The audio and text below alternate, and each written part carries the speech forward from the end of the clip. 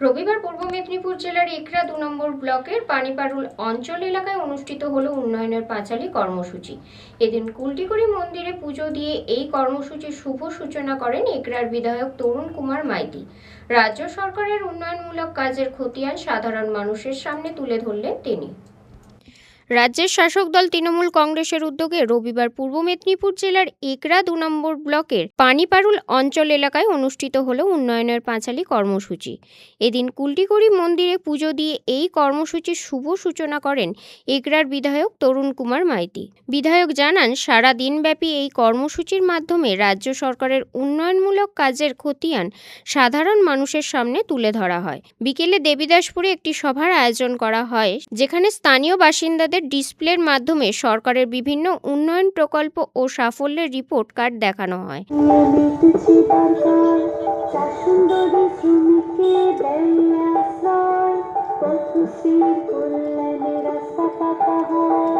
দিদি প্রকল্প নিয়ে এসেছি, দিদি প্রকল্পের প্রচারে আমরা এসেছি, দলীয় প্রচারে।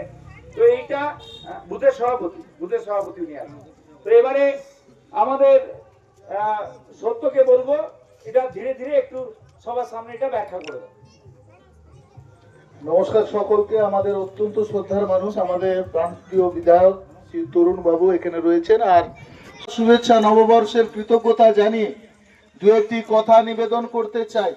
যারা আমাদের মাইকের মধ্য দিয়ে কথা শুনছেন কিংবা পথ চলতি মানুষজন যারা বিভিন্নভাবে কাজের সাথে যুক্ত হয়ে এই এলাকায় আমাদের কথা শুনছেন, তাদের সকলকে শ্রদ্ধা জানিয়ে বলতে চাই, মুখ্যমন্ত্রী মমতা বন্দ্যোপাধ্যায় 2011 সালে মুখ্যমন্ত্রীর আসন গ্রহণ করার পরে পাশাপাশি উন্নয়নের রিপোর্ট কার্ড হাতে হাতে মানুষের কাছে পৌঁছে দেওয়া হয়। এলাকার সর্বস্তরের মানুষ স্বতঃস্ফূর্তভাবে অংশগ্রহণ করেন।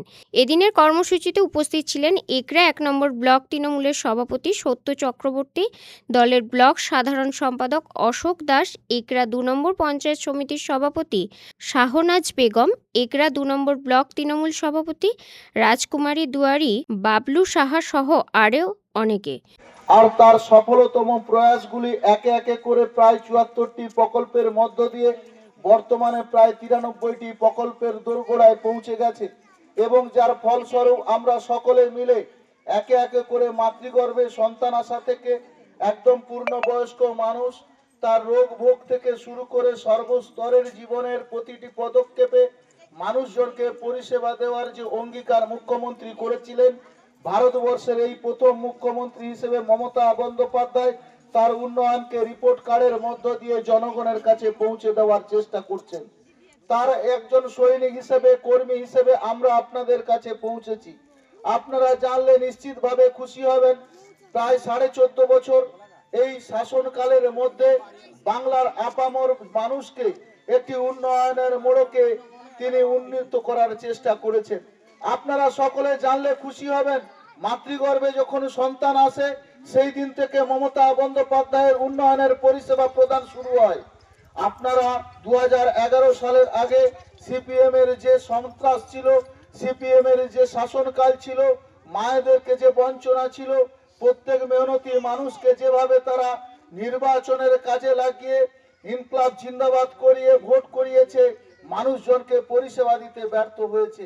2011 সালের আগে আশাকর্মী নিয়োগ করেনি, আর মুখ্যমন্ত্রী মমতা বন্দ্যোপাধ্যায় 11 সালে ক্ষমতায় আসীন হওয়ার পরে আমাদের মায়েদের যন্ত্রণা লাঘব করার ক্ষেত্রে মাকে স্বাস্থ্য কেন্দ্রে না গিয়ে স্বাস্থ্য কেন্দ্রকে মায়ের কাছে পাঠিয়ে দেওয়ার ব্যবস্থা করেছেন। সভায় শতাধিক তৃণমূল কর্মী ও সমর্থকের উপস্থিতিতে উন্নয়নের পাঁচালী কর্মসূচি ঘিরে এলাকায় উৎসাহ ও উদ্দীপনার পরিবেশ তৈরি হয়। বাংলার নেত্রী, জননেত্রী, বাংলার মুখ্যমন্ত্রী মমতা বন্দ্যোপাধ্যায় একমাত্র মুখ্যমন্ত্রী সারা ভারতবর্ষে, যার উপরে মানুষ রাজ্য পরিচালনার দায়িত্ব ন্যস্ত করার পর থেকে সব সময়তেই তিনি তার রিপোর্ট কার্ড মানুষের কাছে পেশ করেন।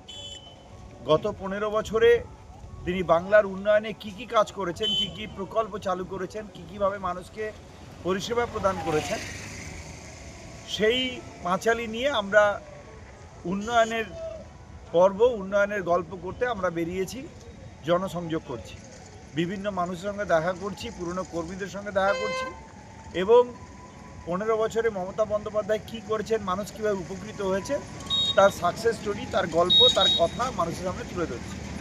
এটা দলীয় কর্মসূচির যেমন প্রচার হচ্ছে, তেমনি আমাদের গর্বের মুখ্যমন্ত্রী মমতা বন্দ্যোপাধ্যায় বাংলাকে যে একটু একটু করে বদলে দিয়েছে, উন্নয়নের মানচিত্রে সারা ভারতবর্ষের মধ্যে একটা গুরুত্বপূর্ণ স্থানে বাংলা বিরাজ করছে উন্নয়নের নিরিখে, এই কথাগুলো মানুষের সামনে আমরা তুলে ধরছি। আগামী দিনে কি লক্ষ্য রয়েছে? নিশ্চিতভাবে মানুষকে সংগঠিত করা, আমাদের সংগঠনকে শক্তিশালী করা, মমতা বন্দ্যোপাধ্যায়ের সরকারের সমস্ত কথা মানুষের কাছে তুলে ধরা এবং চতুর্থবারের জন্য মমতা বন্দ্যোপাধ্যায়কে বাংলার মুখ্যমন্ত্রী।